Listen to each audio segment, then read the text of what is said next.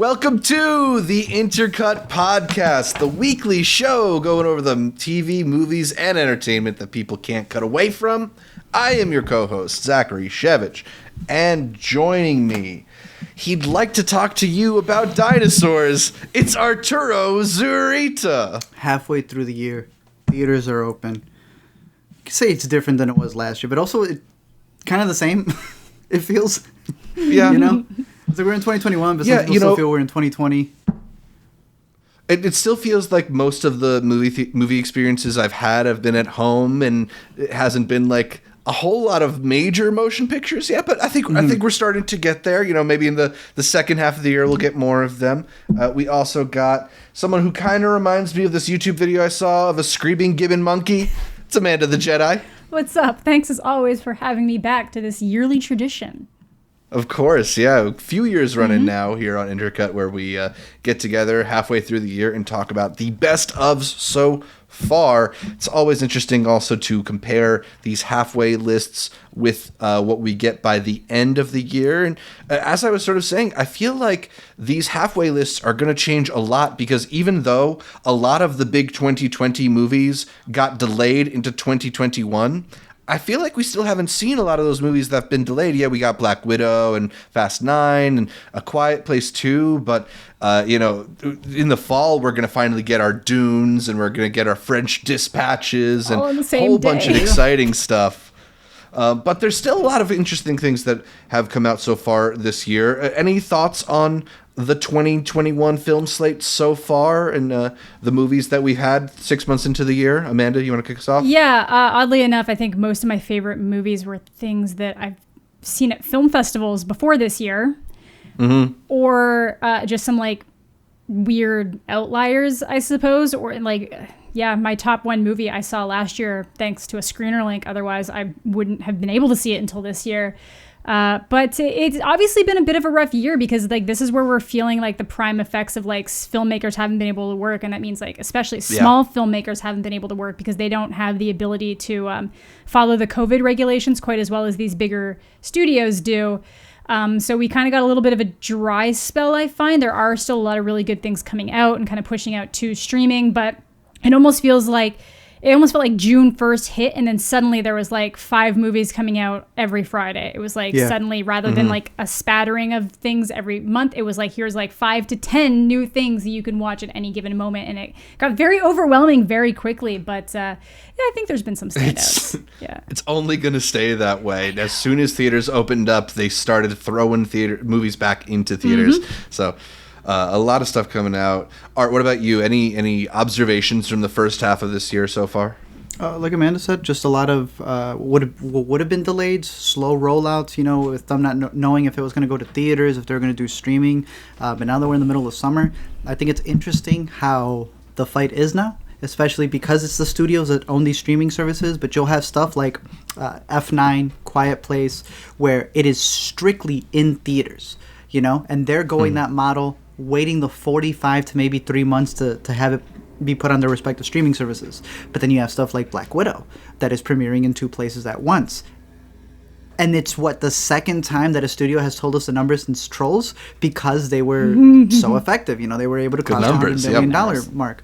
So I'm very curious how they're going to juggle all that, because while all that is happening with the theatrical experience, whether it should just be there, whether it should be simultaneous, HBO Max and Amazon Prime, there was this one weekend where it was, are you going to go out to the theaters? Are you going to stay home for 2 movies, No Sudden Move from Soderbergh on HBO, and Amazon Prime's The Tomorrow War with Chris Pratt, that were exclusive to streaming? It is now a fight of, don't leave your house, stay home and watch this. It is going to be a very interesting kind of rollout as we see not just movies coming out theatrically, but also the stuff that you will not be able to see in theaters. You got to be at home, and how we just balance all that out. I'm loving it, though. And how we just find time for all of this content. That's the issue. There's so much content. It's like I forget how to watch movies. Like I used to just go and watch things, and like my videos weren't as like long, but now it's like so you can't keep up with everything. It's not possible. Yeah. And I think it's also a different experience when people have stuff in streaming as opposed to it being theatrical, not just in terms of like the way that the stuff gets advertised, but the fact that if you have it at home, we're able to nitpick it more. You know, I remember that being a big thing for Wonder Woman 84. If this was only in theaters, people would forget the nitpicks, but people have it at their disposal. That sounds to me like the content and the way filmmakers approach it needs to change now that we have a more observant eye. But yeah, it's I like, you know, HBO's still doing their thing where it's a simultaneous release. I still think it's dope to be able to catch Conjuring 3 in the Heights, like Space Jam. We're not recording this. None of us have seen Space Jam yet, but nonetheless, dude, it's a new Space Jam movie coming out right around the corner. Reminiscence that Zach and I were talking about, the new Nolan in-law Lisa Joy collab that's coming out. That's going to be on HBO Max. Dune is still on HBO Max, so it's just a crazy year. I am enjoying the fact that we had this crazy release schedule and that you can watch theater movies in your own house. So I also think I just said Hugh Jackson. It's Hugh Jackman. I know Hugh Jackman's name. I just want to clarify there. Hugh Jackson's also maybe in there. Have you heard the story of Tracy Morgan trying to say Hugh Jackman's name on the 30 Rock set and saying Jack Hugh Man over and over? No, I haven't heard that. It's a funny story. Anyway, we will get into the movies a little bit more in just a little bit, but first make sure you're subscribed not just to the Intercut video podcast on youtube.com/intercutpod, but to the audio podcast as well, available on most podcatchers. Also, follow Intercut on social media, whether it's Facebook, Instagram, or Twitter. We are at Intercut Pod. That's at Intercut Pod, and that's short for podcast. We're also Intercut Pod on Patreon, where you can support the show for as little as $1 per month. So please go ahead and do that. And also be sure to leave us a 5-star review on Apple Podcasts. That stuff really makes me happy when I get to see y'all do that. Anyway, we should talk about the best movies of 2021 so far. Got a lot on our slate, and a lot of honorable mentions. Art and I already did like a short video talking about some honorable mentions, but you know, with this year and the lack of maybe some of those bigger movies or those like auteurist movies, I felt like I have my top 6, but between like 7 and I don't know 25 are a bunch of movies that feel like honorable mentions to me. There's a lot of honorable mention quality movies to me this year, movies that I thought were really solid but maybe not that special, but movies that I liked quite a bit, and I do want to shout them out here. I've already talked about Little Fish. I've talked about Barb and Star Go to Vista Del Mar. I really laughed a lot at that one. Some Kind of Heaven, the documentary, really good. Solid, dude. Also another documentary, Sparks Brothers, that we saw out of Sundance. Edgar Wright's latest, very solid. Assassin, which we've talked about on here. In the Heights, which we have a after credits for. Pieces of. Did you see that theatrically? Oh yeah, I famously have seen Broadway, the Broadway version of In the Heights twice. Actually, I saw it on Broadway. Okay. So yeah, but the movie's pretty good too. Pieces of a Woman, White Lie. The Night of the Kings, the foreign film contender, MLK FBI, another documentary, and, of course, Mitchell's vs. the Machines I got in my honorable mentions. Amanda, what about you? Any honorable mentions? Few from your list, but just to add on, Werewolves Within, which I thought was a pretty fun horror comedy, definitely leaning more into the comedy side of things. I Very think good cast. Fans of I Think You Should Leave would probably enjoy some of the humor in this for sure. And Luca. I just thought Luca was really cute. Sometimes it's nice just to have a nice little cute animated movie that makes you feel good by the end of it. So yeah, those are my 2. Great. Cool. I have a lot of similar ones as well. I would add I Carry You With Me, which is finally officially out. Sundance flick that we liked way back. Also, I don't know if this is on any of y'all's list. The World to Come we caught at Sundance this year. I thought it had I'd include that. Yeah. 2 interesting performances and some lines that we still quote. You taste like biscuits. Sophie Jones was a nice little independent drama, as well as another one that I'll say for later. Yeah. Because I think you guys may have it. I also have In the Heights right at the cusp of it. I think it is a fantastic musical side. If the drama was just a little bit better, it'd be in the top 10 for sure. Our Friend, I thought, was also a pretty solid drama based off of a real-life story. Concrete Cowboy, also based off a real-life story over on Netflix. That was pretty solid as well. And, I would also put Luca.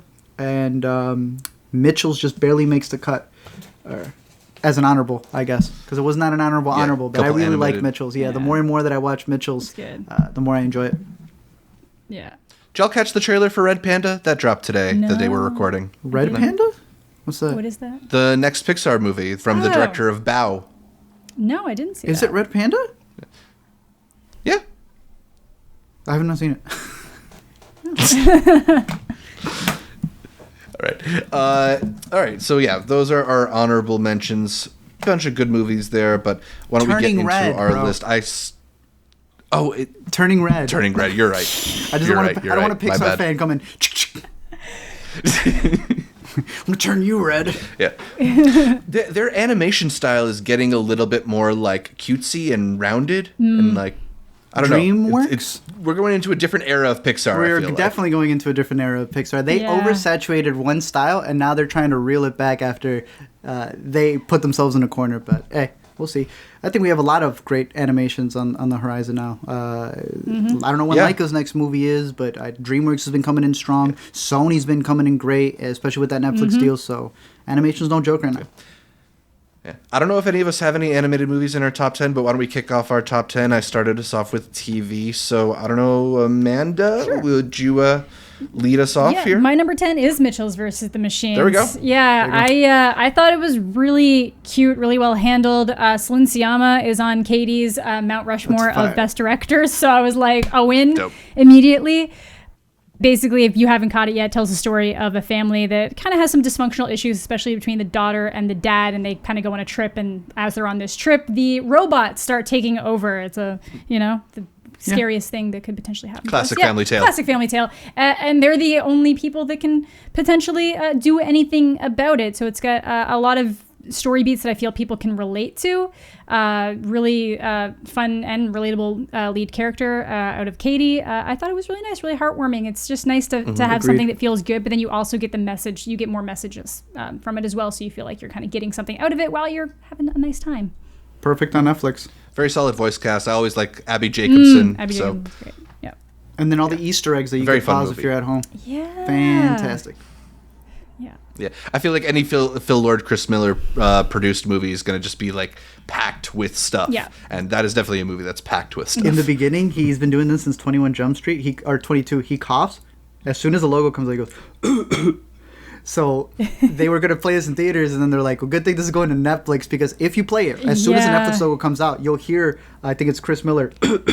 Cough right at the beginning because it's supposed to make it seem like someone in the theater is coughing. So jam-packed. Can't do that now. Maybe it plays a little bit different in the COVID era, but anybody coughs in a theater now, you're like, oh, bro, yeah.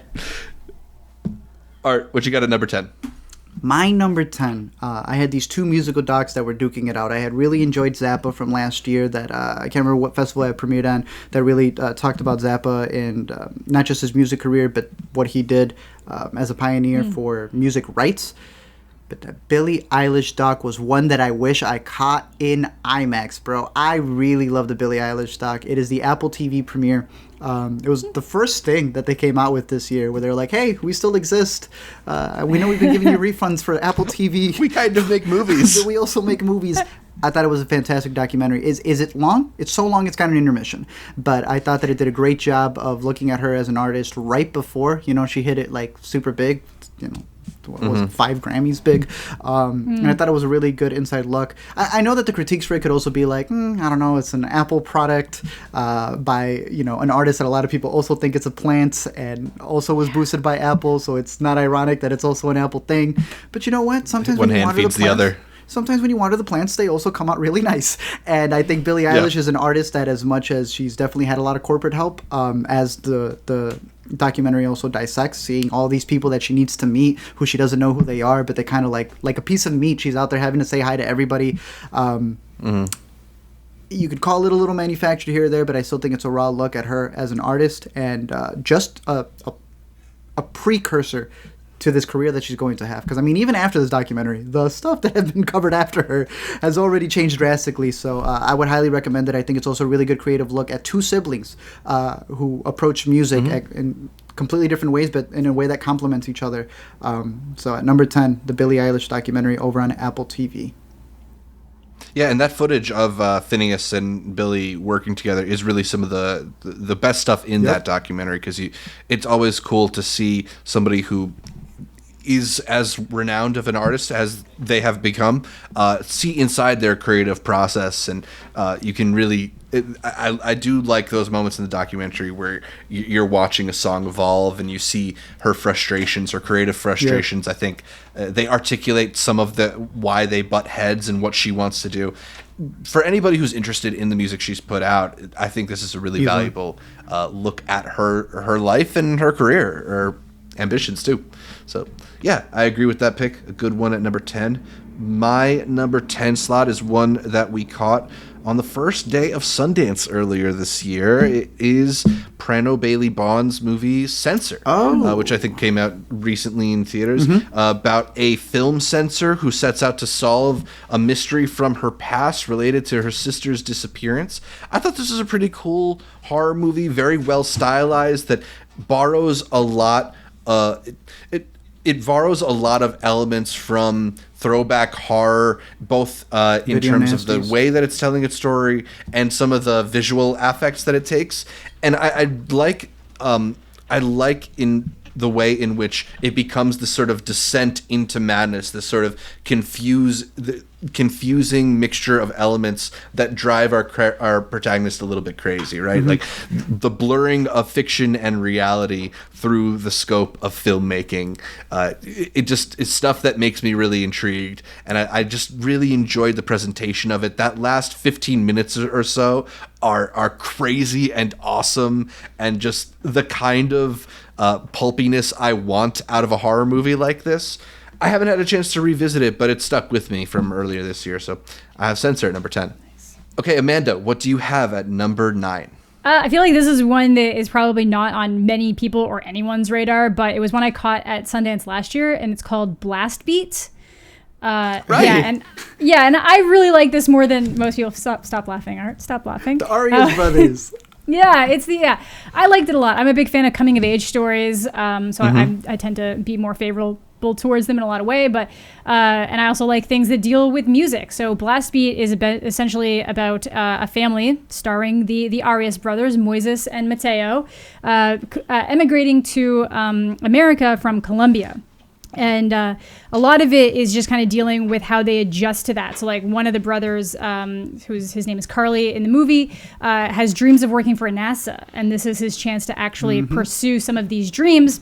Whereas his younger brother, oddly enough named Mateo, but played by Moises, isn't adjusting so well, you know? He really didn't want to leave in the first place. He really resents being here, and that's kind of affecting how he's living, and he almost kind of resents how well Carly is doing. And it's a kind of like, it gets really tender in times where it's dealing with this family trying to adjust and the struggles that they face as immigrants in America. I really liked it. I thought it was nice. Yep. Wilmer's in it, and Caliuchis. Acting debut, I think, of Caliuchis too. Yeah. And the dad's Wilder Valderrama. Right. I remember because we all came out of it and we're like, does the math even? Does the math add up? Is he old enough to be the mom dad? too? We're talking the youngest looking parents of all time. Yeah. So. Exactly. Yeah. Yeah. Moises Arias, though, we talked about this. He's got Sundance King aspirations. He's maybe a prince of Sundance. He's the prince right now. Yeah. Cool. So cool pick there. Art, let's get your number 9. Look, I gave y'all smack last year for wanting to count Hamilton as something, because it's not. But you know, I would argue that this one, while it is a special, is having a theatrical debut for one night only, and it is pushed for Netflix as being what I would consider a production, a one-man production, all taking place inside. And I think it's also Burnham's probably best, what'd you call it? Well, I guess special. Special? Yeah, that he's done. I thought this was a really great look at him going back to his roots. Just the way that people have embraced it or have seen different interpretations of it or gravitated towards certain parts of the special, I think is really interesting. It's engaging as well. I am one who wishes that he went a little bit deeper. You know, if you go back and you watch the stuff that's on YouTube, completely different man. The rhymes that he had back in the day are not rhymes that he would say today. And there are points where he's kind of being more introspective on the stuff that he's done with his past, and I would have been more curious to see him get into that part of it. But nonetheless, I think it's some of the best compositions that he's done, because I don't really jam out to any of the previous ones. I don't think they're that like... Right. There are jingles in here. Yeah, the music is usually serviceable, but it works to get the like songwriting lyricism on display, really. And I'm not saying that this is like a straight up album, but the music is way better. Yeah. Like there are some jingles in here that you can listen to. What are your favorites? Jeffrey Bezos is kind of a gem. The internet one is still one of my favorite ones. I think that's that's the best song, mesmerizing. On the album, and then he's also got the one where he plays guitar. I think it's called Funny Feeling, but I know that's what the chorus talks about. I really like that one as well. I know everybody gravitated towards White Woman Instagram. I feel like people take it as more of a jab when he is actually being more introspective on not just influencer culture, but like just social media in general and how people use that to vent. Sometimes it comes off as cringy. Yeah. But I would argue that a lot of the things that Bo Burnham is making fun of in the White Woman Instagram song are things that he is saying that he's guilty of as well. And that's the thing, is I feel a lot of people take the special and go like, haha, that's other people, not me, when it's like that's not even how he's approaching it. There's a lot more nuance towards everything that he does, and I don't think a lot of people realize that it's more of a reflection also of yourself. But it's easier to be like, haha, yeah, I know the people who do like video game stream reaction stuff. Not me though. And I'm like, I don't know. I think it's a much better special on rewatches when you realize they just kind of having everyone put a mirror at themselves. But hey, Bo Burnham going back to his roots, and I loved it. Yeah, I think there's a lot to really, really like about the Bo Burnham special. If we were doing top specials of the year, it'd be my number one. And I think a lot of people have made it about, like, this is what he did in response to COVID. But I think to talk about it in relation to COVID is only one part of it, because so much of it is just what it's like to be isolated and to be on your phone or to be on the internet or to be looking at the world from a place of being isolated, being by yourself, right? Like interacting only through screens. And he's something that he's definitely interested in. It's something that is an underlying theme in the film 8th Grade as well. But I really appreciate some of the observations he's making. I think it's really sharp. It's really funny. It's oddly emotional in the way that a lot of Bo Burnham stuff gets there. It's something that worked extremely well for me. And one of the weird criticisms I've seen about it is talking about the artifice of the special, that like, oh, well, does Bo actually expect us to believe he lives in that one room? And I don't think he does. I think just the same way that the White Woman's Instagram song is all these constructed backgrounds, he's constructing a space that is palatable for this kind of story that he's trying to tell. And I think it's very, very masterfully crafted in a lot of ways.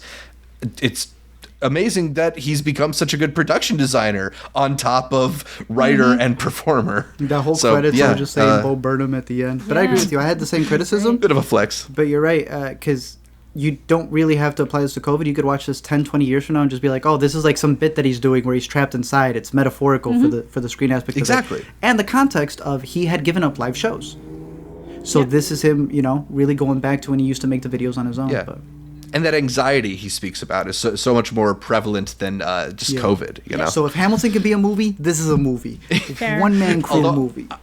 Although I don't know what this means for your movies versus special debate, but it did pick up a Emmy nomination for Outstanding Variety Special earlier today. Well, Bad Education was at the top of my list. That got some Emmy nominations. So, I mean, I just think that all the awards are going to get amalgamated anyway. True.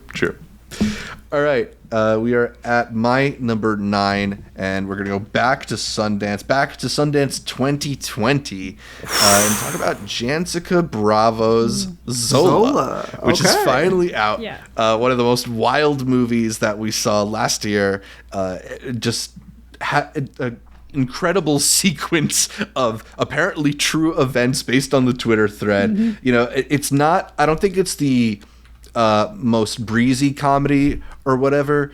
In many ways, it's almost more of like a horror movie than it is a comedy. But the buttons that Janzica is pushing throughout the movie are so finely crafted in the uncomfort that they give you, the discomfort of the performance of these personalities. I think the movie has a lot to say about who these people think they are, right? Like, not just who they are, but who they think they are.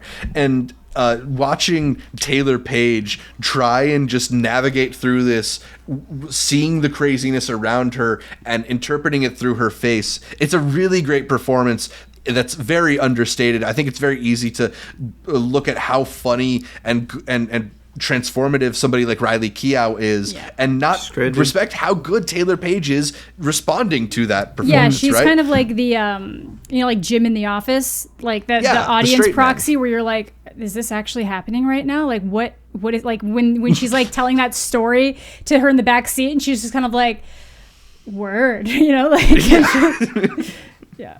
Like, it's actually my number 7. So. Oh, very cool. Yeah. So. Yeah. Biggest issue with it, though, fizzled ending. I get that they probably wanted to avoid some lawsuit stuff because the identity of the pimp is out there and he was arrested allegedly. And I'm guessing they didn't want to, because that's also the reason why they changed Riley Keough character's name for the movie versus what her name was in real life. Yeah. So, but I'm like, they could have come up with something. They could have come up with something to make it not just this, like, they need an ending. It it's still needed an ending, hard. But the editing, top notch. In my opinion. I'm surprised they maintained the montage of Wang. Right? Yeah, I thought they were going to put emojis on top of things, but nah. I thought they were going to circumcise that scene, and they did not. They kept it in its full glory, so exactly. It's there. Yeah. The ending is definitely something that I think maybe keeps this movie from going to another level for me, but at the same time, at having now sat with it for over a year, the ending isn't the thing that sticks with me. It's the actual journey. Of course. So that's why we got it here on our top 10 list. Sure. Yeah. Solid. All right. So we're at Amanda's number 8. Yeah. So my number 8 is one that I know you don't like, Zach. I care a lot. I mean, I'm right in the middle, bro. There's some interesting stuff going on there. I don't think I hate it as much as you hated Tenet. That's fair. So I don't know if this is full payback That's fair. for last year. I don't think it's full payback. Maybe we'll get that down the road here in a second. But I don't know. I get that there's a lot of, it's one of those ones that's hard to talk about because there's weird discourse around it, because some people I don't think always get nuance, even though the movie is very obvious about what it's telling you. But there are literally people being like, yes, queen, make that paper. And I'm like, that is your grandmother.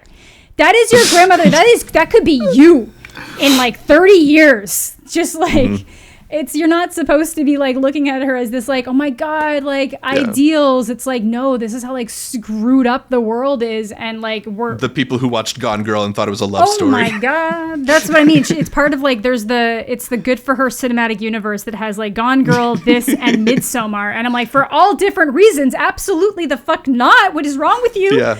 But like, I liked it though. I thought it was good because it's one of those like really screwed up things. And I like the fact that it didn't shy away from pointing out that she's screwed up. Like, yeah, she has moments where she's a badass, but like by and large, you're like, you are a very screwed up person. And like, you do horrible things, and this is something that actually happens in the world. Like, everybody thinks of like the families that just swoop in for like the inheritance at the end of the line. No, there are so many people trying to take advantage of them while they are still alive, while there are still people who care about them.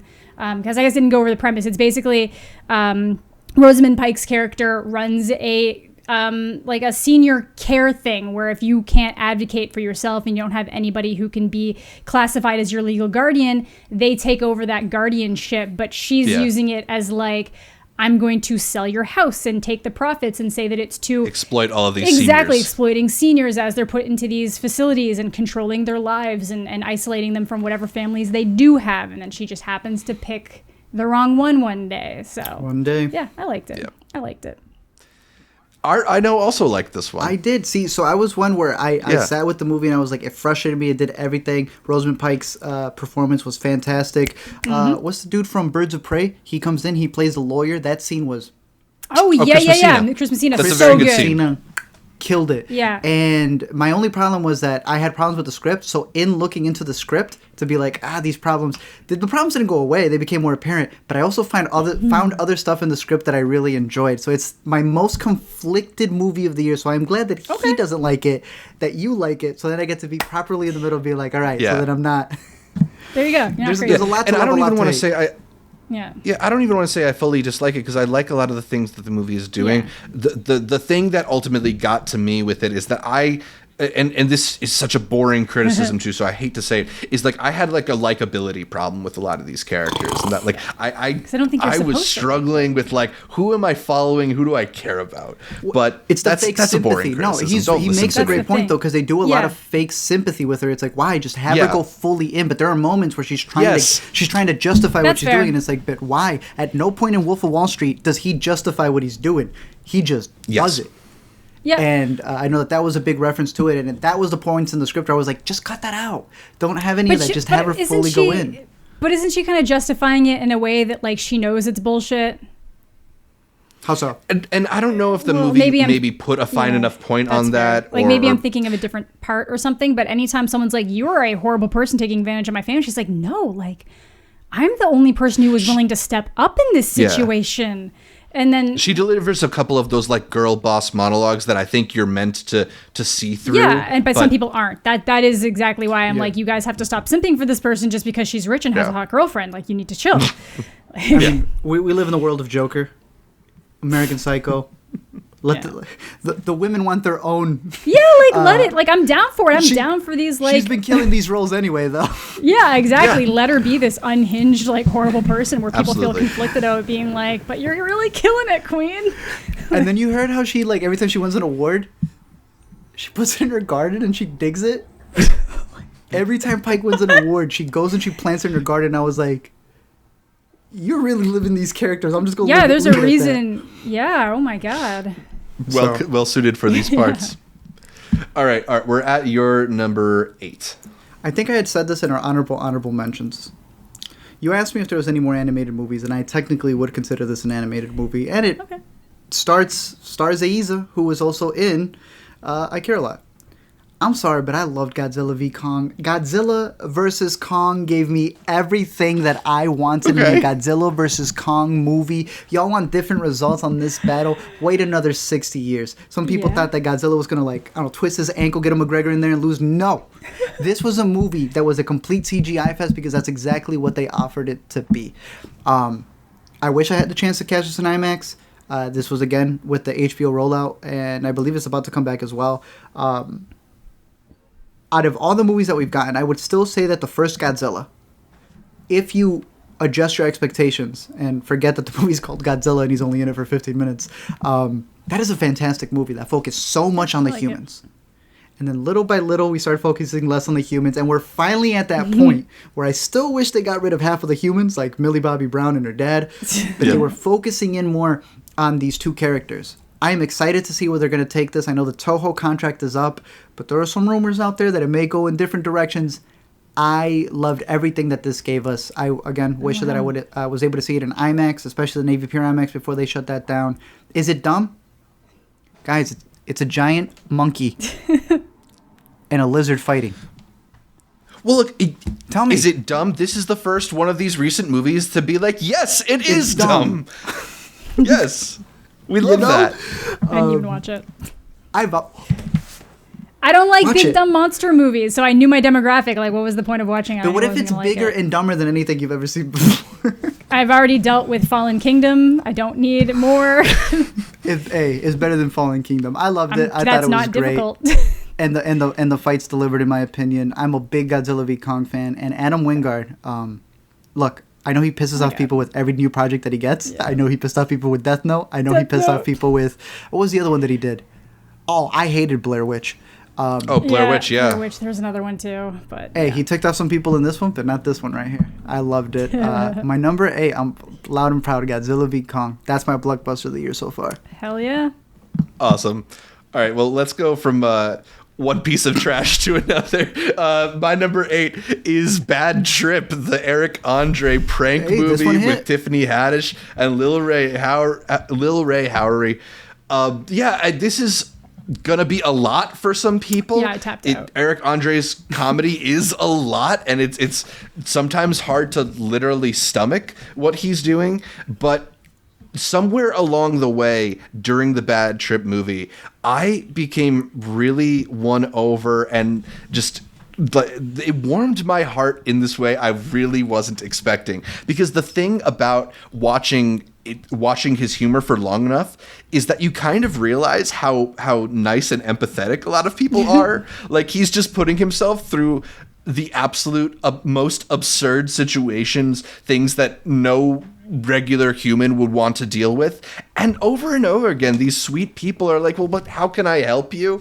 And just watching these people try to navigate a situation that just like every person's worst nightmare. Just you never want a complete stranger to ask for your help in a precarious situation, but those buttons that he pushes throughout just really tickled me. There's several sequences where I just the ways that people responded are so authentic and funny. Yeah, none of the scripted stuff in this movie works at all. Sure. But the production of it is actually pretty impressive. The way that they're able to sneak in like kind of dramatized bits into a prank show setup. It's pretty funny. I don't know. I laughed a lot, probably more than I did at any other movie this year. So I got to put it on the list. Bad Trip, number 8.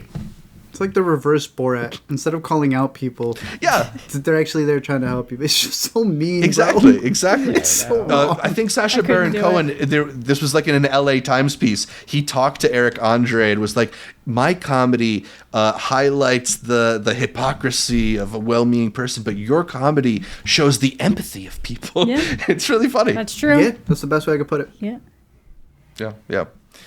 Amanda, my 7. Your number 7 Zola, was Zola. So we already talked about that. All right, number 7. All right, so I have White Lie at this point. I know that I talked about it a lot last year, though, but I figured, I guess now it's its official release, because a lot of it was festivals. I thought it was kind of out, but, the way that everything was released theatrically. So I'm going to double it up. White Lie, a thriller that I talked about a lot last year, where a girl pretends that she has cancer in order to be able to dupe everybody and has to hide one white lie with another white lie with another white lie. Fantastic. I think it's on Tubi or Hoopla right now for free. But I'm gonna sprinkle in an extra one here. Happily. Go ahead. So did that really only... I swear that was playing on TV here in 2020. Is it because it's Canadian that we got it first or something? I swear. It might be. That's what I thought. Okay. But because of that... you have it. Yeah. Because of that, I'm going to add Happily instead. This one is a 2021 release that I know it's not going to be for everybody because it approaches its subject matter in a very... I don't even want to say goofy way, but in a very obviously satirical way. You pretty much have this couple who everybody hates. They don't even want to invite them to the group outing because they're still doing it 10, 15 years into the... they're just too happy with each other. Nobody wants to They just love each other too much. Yeah. They have 0% body fat on them. They have the perfect jobs, the perfect house. They're chiseled as can be. And nobody wants to be around them. And it ends up being this movie that it's like you're thinking it's going to be an alien movie. You're thinking it's going to be a comedy. You're thinking it's going to be a satire. And then they just blend them all together. It is very uneven. I know it's not going to work for a lot of people, but I ended up really enjoying the second half of the movie where it ends up becoming... a situation comedy. They wanted to just find a way to stick all of these couples into one scenario so that then they can all kind of call each other out for the little nuances that we see in, I guess, in a friend group. Who are the ones that kind of ruin it for the others? Who's the one who's hiding a secret? Who's the one who they feel a certain way about, but they never really vocalize it? Everybody knows this one thing about a person, but no one will actually say it out loud. And I thought once they get to that situational... scene where they're all calling each other out, I really enjoyed it, and I don't know much of this director's other works, but I did get a copy of the movie. Feature film debut. Well, I got a copy of the movie. I'm still sitting on the director's commentary, and I want to get a little bit deeper into this one because again, it's difficult to recommend it because you'll be watching it being like, this is too goofy. This is like, where is this going? But I think there's a lot more heart in there, even if it fakes things to get it into that scenario. But I liked it. Happily. Yeah, it's a really interesting movie, Happily, and I agree with you. I like a lot of what it's doing. I think overall it feels like like it's a good movie, but the tone is all over the place, and it doesn't. I don't know if it ever fully coalesces, but there's a lot of cool things happening. So. Yeah, it's definitely worth a watch. Both that and White Lie, which I liked quite a bit last year. So for sure. Yeah, I like both those recommendations. My number 7 is a documentary I first caught last year at the New York Film Festival, and it's one that its approach has really stuck with me. It's The Monopoly on Violence, a film that tackles police brutality from the French perspective, because they're dealing with their own issues surrounding over the hyper-violence of police forces in their own country. The really interesting thing that the director David Dufresne does here is that in reviewing a lot of the footage, he has the commenters, the talking heads in this movie, not just look at the footage and discuss it, but they're sitting opposite somebody who oftentimes doesn't share their perspective. So rather than this person just telling you their opinion on the state of police or whether or not police violence is justified under certain scenarios, you have these people really trying to get at the core issues, going back and forth and talking about specific clips. More than that, David Dufresne is also showing you what these areas look like, and then he brings you back to what these places look like when they aren't overcrowded with protesters and police forces. It's just a really great documentary in terms of providing context and providing counter arguments and really giving you a full picture. And, I don't really feel like the documentary is overly biased. I feel like if somebody would come into this documentary with a differing viewpoint from my own, they might have completely different takeaways from it. But what is shown is so riveting and often shocking. I think it's maybe the best look at, what happens when police are enabled to basically have their own power, have whatever powerful force they want. So I really like this one. I think it's available to rent now. Check out The Monopoly on Violence. I have to. Let's take a super quick break from the podcast to thank our producer level patrons over on patreon.com/intercutpod. They are Cademan, D.A. Zapata, Ewan, and Tushar, and of course the producer Awkward. Thank you so much for your support of the show. Okay, back to the podcast. We are at Amanda's number 6. Okay, everyone's going to hate me, but I don't care. Uh-oh. I enjoyed the hell out of this movie. I can't help it. Is it too long? Yes. Is it a little bit mad? Yes. It's fucking Cruella. Bro, it ain't right. I like Emma Stone. It was fun. That's what I mean. This was the most fun I've had watching a movie this year. And my next 5 movies... Actually, there's one that's not remotely sad, but there's a bunch of depressing things coming up. This was fun. And when I'm comparing it to some of the other action movies I've seen in theaters this year that I've been kind of it was fun. This is upper tier of that fun level. I didn't even see it in theaters, and I would have watched it again in theaters because I thought it was a great time. I really love Emma Stone in this. Yes, Emma Thompson's character is basically just Miranda Priestley from The Devil Wears Prada, but a little bit more comedic in her delivery.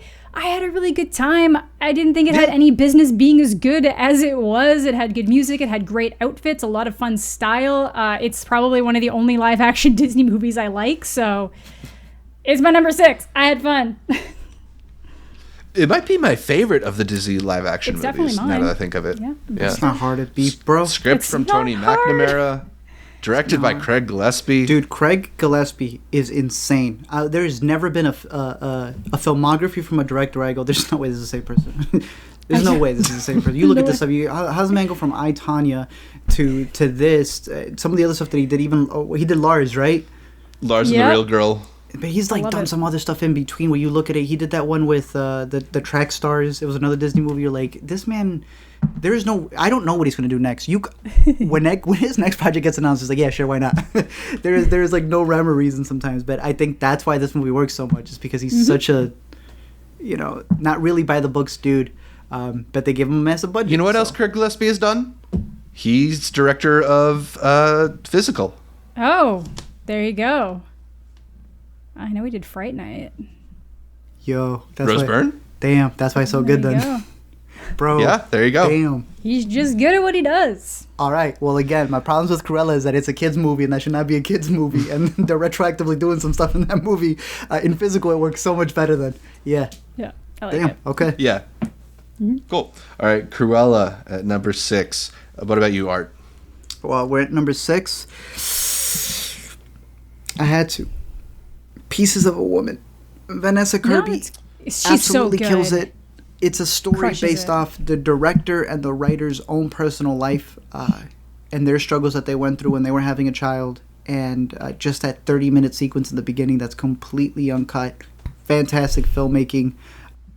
Scored herself all the way up to the nominations. And I personally really enjoyed it. I not just the fact of what she's going through after the incident happens when she's having a child, not just in her relationship with her partner. It's great to see Eliza, right, the stand-up comedian who's even had her own movie on Netflix right now, come in and do a dramatic role. Thought she did a fantastic job with it. We had a one of the brothers Betty was in Safdie? this. Yeah, Safdie yeah. brother was in this, but then also just the relationship between her and her mom, and the way that the movie tells that story, not just with their dialogue scenes, but just this whole like bridge motif that you're seeing throughout the movie. I thought it was fantastic, and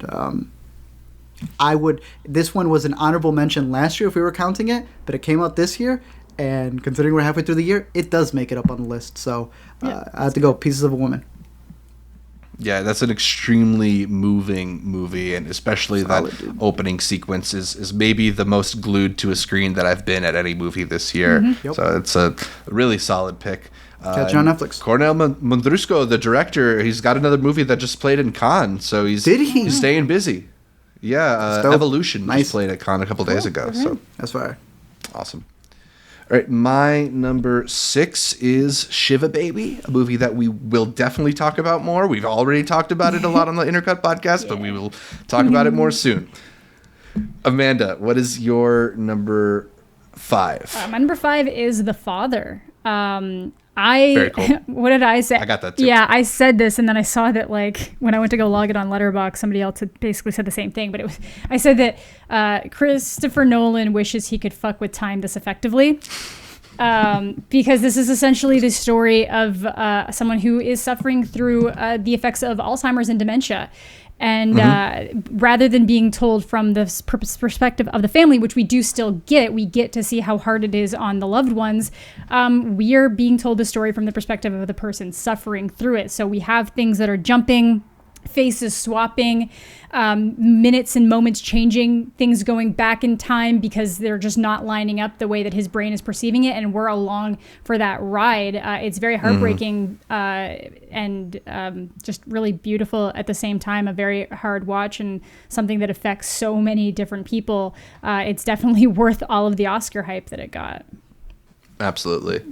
And that thing that you talk about, showing it from the perspective of the person who's going through the Alzheimer's diagnosis, I think is so effective here, because it's hardly the first movie to try and chronicle somebody's grappling with a brain disease. Still Alice obviously is a pretty famous one, but I think why this movie is so much more effective to me is it really gives you that sense of losing your bearings, of not being able to tell what's the truth. And yeah, it's extremely dramatically effective. So Florian Zeller's movie, I have that at number 3 on my list. It's I think one of the most affecting movies I saw all year, and Anthony Hopkins' performance is really amazing. I mean, he's an actor who, whenever he shows up, people say he's amazing, but this is a particularly great performance even for him. So can't say enough about it, and I'm just curious what else Florian Zeller is going to give us. His next movie is already lined up. Sony Pictures already acquired it. It's called The Sun. I don't know if he has the Holy Ghost in his chamber or something like that, but yeah, cool stuff.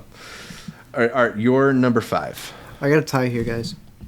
Quo Vai Aida, I believe is how you pronounce it, on Hulu. Yeah. And Dear Comrades, also on Hulu. One of these got a nomination. Quo Vai Aida. Dear Comrades should have scored a nomination as well as the Cinematography Award. Both of these are dealing with like pretty traumatic subjects, both dealing with mothers, both dealing with women who are responsible for they have a sort of position while a lot of troops are coming in and there's a lot of chaos that's happening throughout the town, and it's the kind of the dichotomy between trying to figure out how to help everybody who's there while also their own personal life that they're juggling, especially in Dear Comrades when one of them is missing a daughter. They're both heavy watches, but like I said, they're both streaming right now. They're both fantastic movies, two dramas that will... I can't even say which one's better because overall I think Dear Comrades is the better movie, but the ending to Aida is like, it reminds you like, hey, this story isn't just like something that happened in the past. Remember this. They're both really great dramas that I think everyone should have on their watch list. I've heard really incredible things about both of these movies, particularly Vadis Aida. I think the only reason I haven't caught either is it just seems like they're both a lot. That's it. But yeah. So it's like put it on your watch list. But they're on my list. I think they're both on Hulu too, so they're pretty easy to catch if you got the Hulu subscription. Or anywhere else in the world that isn't America. Yeah. Talking to my Americans out there for that one. All right. My number 5 is Gunda, the black and white documentary from Viktor Kosakovsky. The very beautifully filmed, this is like if Lubezki brought his camera out to the farm and tried to get all that natural lighting and then, put it in black and white. It's just immaculately shot in the way in which it gets just kind of daily life for an animal on the farm.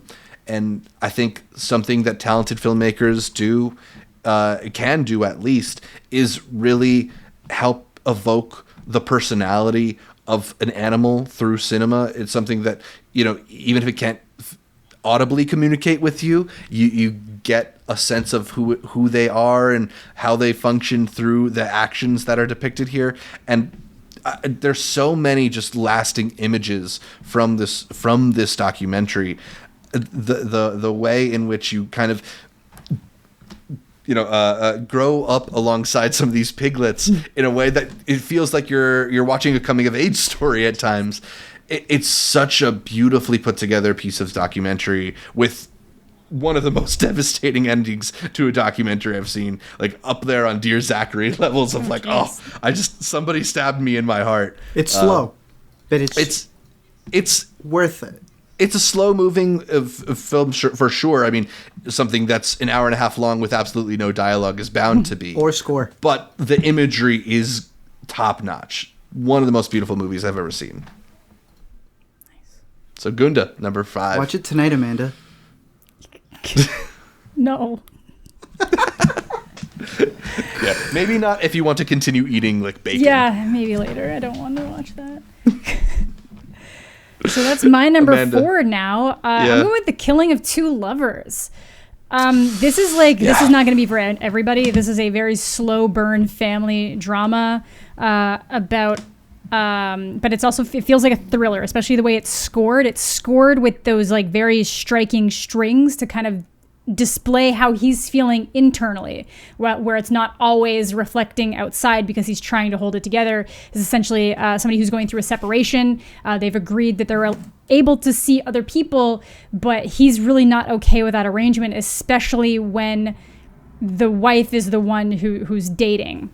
And the way this movie starts is just like so insane, honestly, especially to where it ends, and you kind of see what kind of happens and how it transpires and goes through. But it's really, really well shot. It's one of those movies that stays with you, even if it doesn't seem like a lot's necessarily going on. This is just really a solid look at this person's kind of psyche and trying to hold it together, trying to be a good father, trying to be the fun father, and then try to get his wife back too, and still be seen as like, oh yeah, I'm chill, everything's cool. But then when things don't go the way he's expecting, he cracks, he breaks in a lot of different ways. And I thought it was really effective, like really, really effective movie. It's gonna be higher on my list right now too.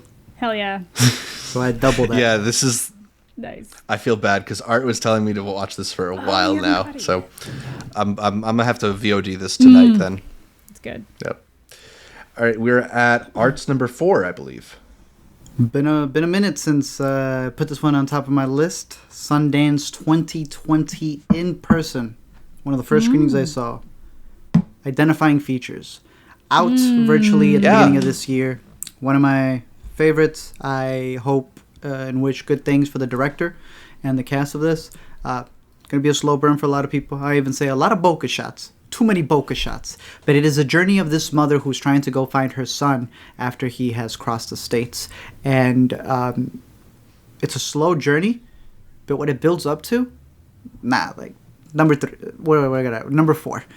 This is a standout to me. It was at the top of my list last year, but to a degree, technically, it would be this year because now it's got its official release. I know it's a super small drama, international as well, that didn't get a lot of recognition, but it did win the World Dramatic at Sundance, and this was one that I was hoping to see at least more in the awards rounds. And I think the only thing I picked up was some of the Gothams. So I personally really love this one. I think I wonder how much its momentum was undercut by last year just having been a surprisingly excellent year for Mexican cinema, because there were like 4 or 5 standout movies that came out of Mexico last year, and maybe it just got lost in the shuffle a little. But yeah, excellent movie. I know a critic that we like quite a bit, Carlos Aguilar, is another big proponent of this movie too. So it's fantastic. Yeah, identifying features, killer ending. So put that one on your radar.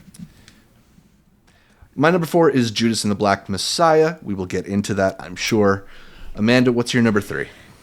My number 3 is Judas and the Black Messiah. I actually just bumped something around. I love it. I think it's great. I did have the unfortunate bad luck of watching this with my parents, who didn't like it as much as they probably could have, just because it's, I don't know, they're still very, I don't know. They really liked, I think my dad liked it more than my mom. I think my mom had, I don't know, I heard somebody say, and this might have been her issue, that some of the cuts actually seemed too fast, and I didn't notice it the first time I watched it, but I noticed it the second time I watched it, that some things did feel like they were cutting around too much. But we will save it from when we're talking about it with art. But I really love this movie. We all saw it at South by, and it was one of those ones that we like all instantly Sundance. We all instantly wanted to go back and rewatch it. I ordered the book on Fred Hampton's life. Really, really effective. And it's one of those ones that's swirling around in my top 3, so it could comfortably fit in any spot. One of the highest compliments you can give a movie is that it makes you want to take deep dives afterwards, and this is definitely one of those films where like you watch it and then it's immediately like I need more of something. And that's what it was. Yeah. I was just like, I've never learned about this. I had no idea this happened, and I want to know more. Yeah. Art, what do you have at number 3? My number 3 is a documentary, also from Sundance. It's a good festival. The next 3 are all from Sundance. All Light Everywhere. Now, to preface this, I got 2 documentaries that should still be on people's radar. I love them, but they would have been just the cuff. These probably would have been like 11, 12. The Dissidents and Assassins. Crazy double feature that will have the FBI knocking on your door. This one, they will not knock on your door. They will be going through your surveillance.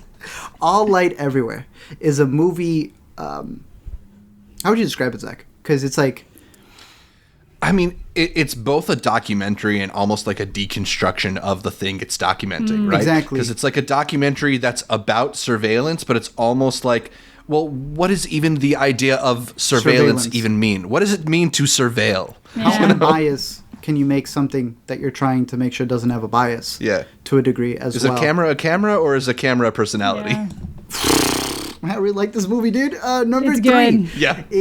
During the fest, they kept typing up this dude, Theo James. And I was like, dude, why do they care so much about Theo James? Man, at the end of the festival, they had me going, I want a Theo James shirt. Zach and I have not caught his first film, Rat Pack, right? Rat Film? Rat Film. But he's got this ESPN 30 for 30 film that pretty much deconstructs. This is really big if you're into sports. Obviously, NFL goes through this all the time. The MLB, in the last decade had a really big shift between not just trusting the umpires, but taking it over to New York to see what a call would be. And in this particular thing, he's covering this system that is used in tennis to identify whether the ball is out or not. Yeah. And that's a perfect Wimbledon precursor just to ended. this movie. If you've ever seen those like eagle eyes where they zoom in and show you the little dot where the ball landed. Yep. Yeah, the short film is called Subject to Review, by the way. That is the perfect appetizer to what All Light Everywhere is. I absolutely love this movie. Yeah. I'm very curious to see what other Very people take from it. I know that it may be a slower doc for some, but I thought that it really gets into the heart of a lot of the subject matter that it's covering, and just the way that he goes about approaching people is so interesting, because it's not just people who don't want to have discussions with him. It's people who you're surprised even allowed him to come in and look through things, and you realize it's because they don't think they're doing anything wrong. We're at a point where he's just like showcasing, like, yeah, this is the devices that we use, and they're meant to do this. And he's like, what else are they meant to do? And they just break it down for him, because business is business. And no, I absolutely loved it. I love the way that he approaches documentaries. And I'm about to get, like, I think it's Topic. I'm about to get a Topic subscription just to go see Rat Film. He's a documentarian that is on my list. Yeah, his style is so unique. You kind of right away get a sense that he's not doing the typical documentary thing, and I think it's so immediately obvious that he's working on a very high level that it made me want to see everything he's ever done. Yes, so sir. I can't recommend Subject to Review highly enough, and I'm sure we'll talk about Rat Film when we get a chance to get that Topic subscription. Anyway, your number 3 was All Light Everywhere. It's a great pick. I forgot that had come out. Same. My number 3 is The Father, which we talked about when Amanda brought that one up. So we're back to Amanda for her number 2. My number 2 is definitely an unpopular pick. It's not going to be for everyone, and the beginning is super rough for it, and most people probably haven't seen it because I think it really only released in the UK so far, but it's Dinner in America. It was another Sundance pick from 2020. Movie, dude. Yep. It's my movie. It's just like I've mentioned this It's before. baby. You know, I like coming of age type stuff, even though it's not fully one of those. And I like stuff that infuses like punk and metal music, which it absolutely does in this. It's so weird to have a movie that is simultaneously so cute and tender and so aggressively, it's just like violently aggressive and in your face, and it manages to juggle it really well. I don't even necessarily know how to describe this movie, but it's essentially the Kyle Gallner's character is basically on the run from the police and ends up running into this very awkward, quirky girl who realizes that, she doesn't realize, but he realizes that she's actually like a huge fan of his band persona, that no one knows who it is because he's always wearing a mask. Right. And the two just kind of go on this journey where he helps her kind of like learn to stand up for herself and be okay with the fact that she's super, super weird. And that they kind of like work on this really odd level. And I really loved it. I think it's sweet. Yeah. Yeah. A punk rock coming of age story. It is. It's cute. I like it. I'm a little surprised that film hasn't really gotten a better release. It seems like it's caught in some limbo. I don't know what its distributor situation Arrow right is, now, so. I know it got picked up in the UK. It did a few runs there, and Arrow Films is distributing it and made a Blu-ray for it. And they do like quite. Arrow. They usually do. Yeah, they do like the Arrow's Mallrats solid. release. Yeah, they're solid. So I don't know why it's not getting like US distribution and stuff yet, but it's it's alive in the water so far. Yeah, and if they've got those Blu-rays, then you could probably get them here. Even Yeah, if you just it's, got to get a player UK. that can. Yeah. They gotta cover the put it region. on streaming, dude. That's a movie know. that That's people a- will find that's a by stream accident movie. on streaming and fall in love with. Yeah, when it people hits have the right already sent me person. messages saying they checked it out after my recommendations and that they loved it, but like they wouldn't have known about it otherwise. Cool. Dinner in America. Hopefully that one gets like its full official release soon. But Art, what is your number 3? 2? 2. 2. Killing of Two Lovers. It is marriage story, There we go. but not in New York or LA, but in the middle of America, in bum who knows what place, a town that is dying as their relationship is dying. The kids are the director's kids.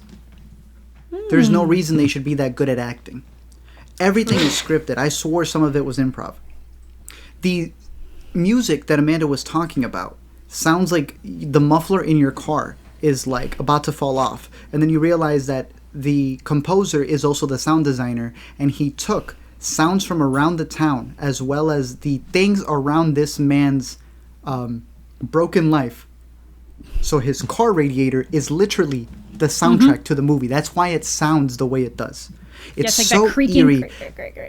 Great. It's all the sounds of everything in his life that's falling apart as it's falling apart right in front of you. Incredible performances. again, comparing it to Marriage Story, but not with all the razzle dazzle of hiring lawyers, but what it's really like for just a couple who's got kids trying to survive or pretend to survive. I found it to be a fantastic movie that stuck with me this entire time. Zach, I don't know why you haven't watched it. I hope more people are able to give it the chance. I know it's really depressing, and I know a lot of people aren't going to want to, like, you know, sit with a movie that's as eerie as this, but I thought it was one of these standouts that I wish I was able to catch when it had premiered at Sundance. But even catching the VOD at one of the festivals floored me. Absolutely incredible independent film that's out there, and it's my number 2 so far of the year. Killing of Two Lovers. You know, I just wish when they sent us screener links that those wouldn't expire. If they don't expire? No reason for them to expire, I agree.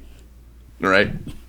Anyway, I'll get around to Killing of Two Lovers. I've got 2 high recommendations on that one. Now, as for my number 2, it's Test Pattern, the Shatara Michelle Ford film. She wrote and directed this one. It's been bouncing around a lot of film festivals, but finally had a small release earlier this year, and I was really, really taken with this movie. A film that's an interesting mix of a couple different things. There's a little bit of like a mute-cute relationship thing happening between the Brittany S. Hall character and the Will Brill character in the beginning, and then it gets into this more thorny sexual assault situation and the trauma of experiencing that, and ultimately kind of settles into this really, really interesting type of like process movie where it goes through the frustrating and often humiliating process of trying to seek out medical care for an intimate issue, and the way in which you go through this couple as they try to do what is like ostensibly the right thing but aren't really met with a lot of kindness from the world around them. I think it's a very beautifully put together movie. It just sort of like the everyday struggles that get in our way. I think it's extremely well acted, and there's a lot of moments that are just very elegantly put together. There's a whole sequence to the song from the Dance of the Sugarphone Players from the Nightcracker that I think works so well in terms of it demonstrating the mundanity and the just crushing nature of hospital entry forms. I don't know. I think there's so much to like about this movie. For me, this is my never, early, sometimes, always of this year, and just like the intimacy drama that works so well. So I hope more people get around to watching Test Pattern. It's definitely one of my favorites from this year. I'm excited to see it. I think I saw some intercuties shouting it out too. So that's good. Good on you if you got around to it. Yeah, that's definitely on the honorable mentions. I figured you would have it somewhere on the list. It's solid. Yeah, it's on my must watch. I just haven't gotten to it yet. So, yeah. Cool. All right. So I got Test Pattern at number 2, but it's time for the number 1s. Amanda, kick us off. Shiva Baby. Yeah. It's so good. It's so good. It's also a movie that let me know how much I've grown as a film viewer because I don't handle anxiety well, and I managed to watch this whole thing. Wow. I love it. It is a tender yet anxiety-ridden, chaotic tale of a young girl who goes to a Shiva, and she is dealing with all of the typical questions that you receive from family and family friends as they're all congregated in this one area for a funeral. And it's, you're always trying to play the like, I've got some job interviews lined up. Everything's good. But then while this is happening, they all know you're lying. You're also getting upshown by your ex-girlfriend who is kind of throwing it in your face a little bit 'cause she's a little bitter that you've been ignoring her. And then your sugar daddy shows up with his wife and baby. And it is just beautiful and chaotic and so relatable in some way or another, because I feel like we've all dealt with that like uncertainty, especially doing what we do. People being like, so like, what are you doing? Are you okay? That's like, cute. do you need 50? It's your birthday. Here's $50. Like, stuff like that. I'll take it. Just take it. And the uncertainty that kind of comes from that, and just like the stress of dealing with those types of questions, and then just like the stress of dealing with exes and trying to figure out your place in the world very specifically and really not knowing what you're doing. And it ends very perfectly. I love the ending. It's beautiful. I love this movie so much. And they got the series. It's up on HBO right now for those who need to stream it. Bet the series will also be on HBO. So Good a lot for more them. Shiva Baby content. Do you know if it's the same Yeah, I mean- cast? I mean, Rachel is definitely attached, so I would See, assume I really want to see. I need Molly Gordon back in that because she's so good in this. they are always posting Instagram stories together. The three of them specifically. So yeah, her and Seligman, yes.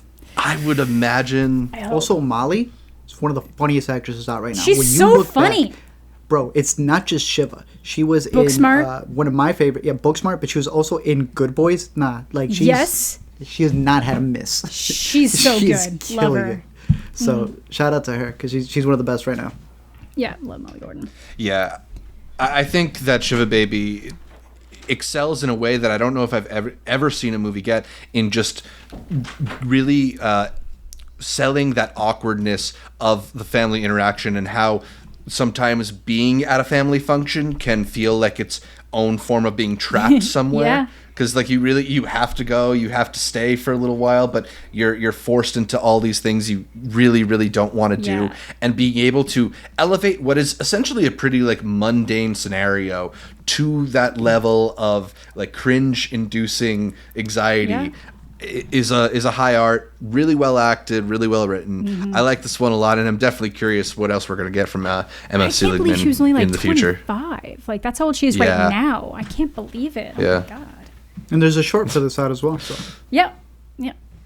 So Amanda's number one is Shiva Baby. Art, what is your number one of the year so far? Sia's music. I thought that the duality of what she really had with her characters in there and the just dichotomy of motherhood was really profound. And I saw that alongside Judas and the Black Messiah, which is easily would have been my number one movie of last year. Caught it this year. It was the one movie at Sundance where I thought, dope. They went virtual. It's very nice. But I'm not going to lie, I haven't seen them. And then I saw it. And it premiered, and you get a 4-hour window, and you get to play it back to back. And I played this once through. I skipped whatever other screening that I had that night, and I played it back because I didn't want to give it 5 stars unless I'd seen it twice, and I knew. This is an absolutely incredible movie. I think a lot of the criticisms that are held against it, like obviously, subjective, but nowhere does it say it's a biography. In the title, it's Judas and the Black Messiah. Hell, the Academy doesn't even know who the lead of this movie is, but it has some of the most incredible performances, and I love its approach because as soon as I was watching, I was like, this feels like a flip on The Departed. Yeah. And then the Lucas brothers, who I was like, the Lucas brothers, the comedian twins, wrote this script with that in mind, and I think you see it in play a lot. If you grew up with mobster movies, I'm watching The Sopranos right now, right? Leading up to the prequel. Let's just say that in mobster movies, there is an aspect of them that gets pretty dark, right? This takes that and flips it on its head and goes, nah, the parts that get dismissed in Italian mobster movies, we're going to flip on its head. And I think it does it in such a profound way, and in a way that also really gets into its characters, especially when you start dealing with not only real-life footage, but like Amanda said, you watch this movie, and that's what should get you invested into learning more about this person. I think just the way that they worked with the family themselves, his son was actually out and about doing a lot of press for the movie. Yeah. And I just think all around, not just with Lakeith and with Kaluuya. Kaluuya? Daniel Kaluuya? Daniel Kaluuya. Yes. Dominique killed it in the movie She was as so well. good. Yeah. She's like the glue that keeps it together, too. She is literally the glue. So I just thought it was a profound movie. It's one of my favorites. And I can't wait to buy whatever 4K that they have out there. Because right now it is back on HBO. And they have a buttload of conversations and behind the scenes and stuff that I highly recommend getting into. Because I think this deserves to be... I thought it was an instant classic the moment I finished watching it. And I still feel that to this. Yeah. And I think it's my favorite movie for the rest of the year. Judas and the Black Messiah. Yeah. So good. Absolutely announces director Shaka King as a name to pay attention to whatever work he's going to put out next. Makes me want to go back and catch Newlyweds, his first movie. But yeah, I like it a lot. Like you were saying, it's so cool that they were able to couch this historical drama within the structure of an undercover cop drama or like a mob drama or something like that, and it it has all this resonance, yet it has that propulsion of a Hollywood thriller, and that rarely is the case for something that is so set in reality, is about someone so true, so interesting, whose life was such a great true story. And I get that a lot of people have criticisms of the movie because it doesn't focus more on like the life of Fred Hampton, but that criticism in particular strikes me as a criticism of what this movie isn't, not what this movie is. Yeah. And what this movie is, I think it does extremely successfully. Yeah, because it's again called Judas. Yeah, don't judge a movie Judas on in something the else. Black Plus, the lead actor in Yeah. this movie, Jesse Plemons, did fantastic as well. Just the way that he weaved himself into scenes was done really. Yeah. It had me at the edge of my seat. A lot of the speeches that they had that they were going had me fired up. There have been many movies that try to approach the emotions that this movie has, and they utterly fail. This Agreed. movie did it in every way, shape, or form. Obviously, he took home the Oscar for it, and it's one that I'm going to have till the end of the year. So that's my number one. Love it. Zach. Yeah. Well, so Judas and the Black Messiah is your number one. It was my number four. I think Amanda had number three. So that's a high recommendation from all of us. But getting into my number one of the year, it's a movie that I've been recommending for a little bit now. It's one that I first caught in New York Film Festival last year. It's one that our guy, Alfonso Cuarón, has kind of put his stamp on and said, yes, I approve. This one's good.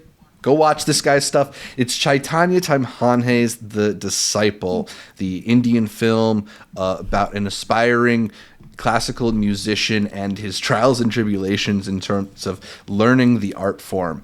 And I think it's just such a brilliant movie at capturing the struggle of creating art, and particularly in creating exceptional art, right? In that I think people like us who really love who love this stuff, there's this idea that if you work hard and you really pursue it and you learn all you can, that you will achieve the things that you dream of. And I think what's great about a movie like The Disciple is it really articulates the ways in which that's just not true, and how these things aren't math. They're art. You can't just add a couple things up to get yourself to a great career. There's all these things that happen along the way, and all these frustrations, and maybe you can't live your life thinking of it as a religion, right?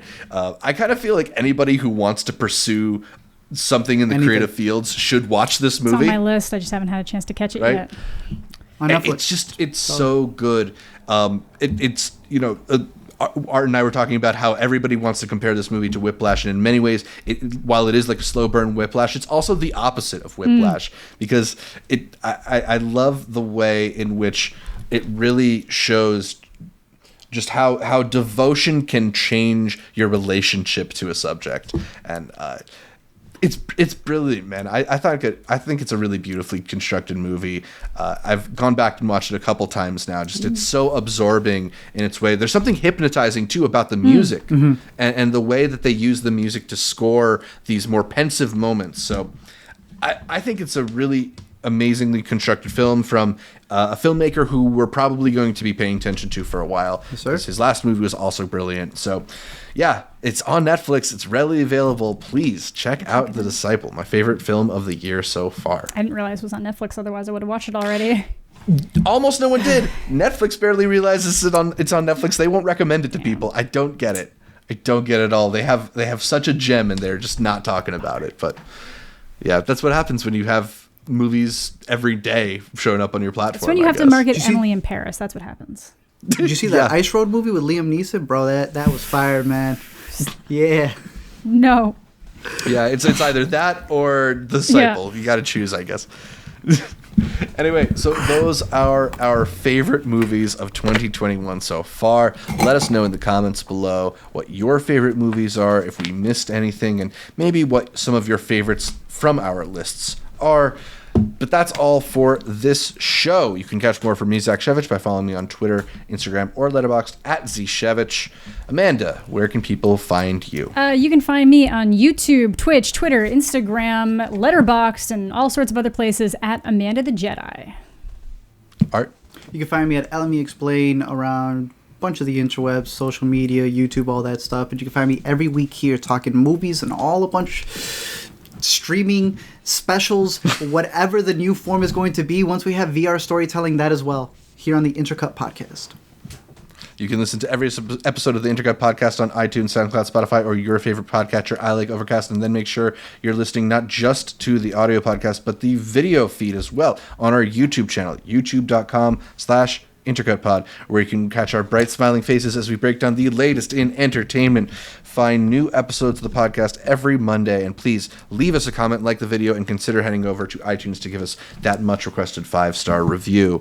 Shout out to our listeners in Nigeria for putting us on the TV and film podcast charts out there. Like our Facebook, Instagram, and Twitter pages, all of them are at IntercutPod to get updates throughout the week from Art, from Amanda, from me, and from all the guests that we feature here on Intercut. Thanks again for tuning in, and until next time, for whatever reason, movies were always there for me.